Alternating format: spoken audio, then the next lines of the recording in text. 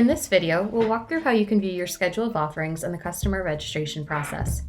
Once your schedule is published, you'll be able to see how it appears to your customers by clicking on Live View, located on the bottom left corner of your navigation menu. This opens your live schedule in a new browser tab and allows you to see what your customers will see.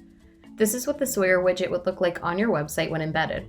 We'll cover the Sawyer widget functionality in more depth in a separate video. From your live view, you can go through the registration flow just as a customer would. Click More Info on any of your scheduled activities to make your way through the registration process. Customers will be able to view activity information and pricing without having to create an account or log in. Once they select Register, they'll be prompted to create a Sawyer account or log into their existing account. Since you are already logged in, you will not be prompted to create a Sawyer account at this step. If you want to see this part of the process, paste the URL from the address bar into an incognito or private browser window. Once logged in, the customer will be asked to enter the name of the child or children attending if they are registering for an activity for children. They will be required to enter the full name and birthday for each child on their account. This information will be saved to the customer's profile and stored for easy access the next time they register with your business. If it is an adult-only activity, they'll see their information populated as the registrant. Next, they'll be prompted to make selections. Pricing options, add-ons, and required fees will display during this step if applicable. Once the customer clicks Add to Cart, they will be directed to their cart where they can enter a promo code if they have one and review their order details.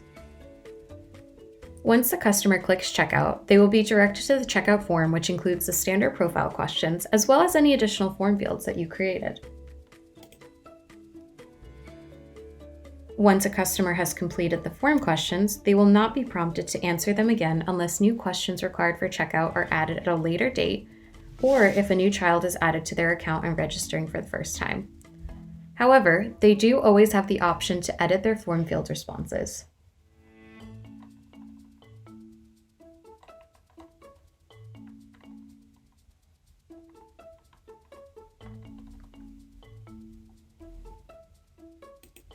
After completing the form, they will add their payment information.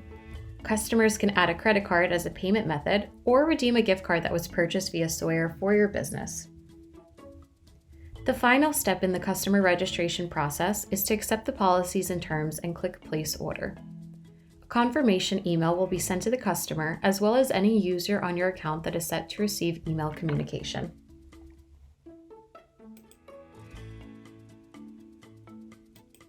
The confirmation email and confirmation screen will give the customer options to further manage their account and even sync their registration details to Google Calendar or iCal. In our next video, we'll go through the ways in which customers can manage their account options and how businesses can manage customer profiles on their Sawyer for Business account.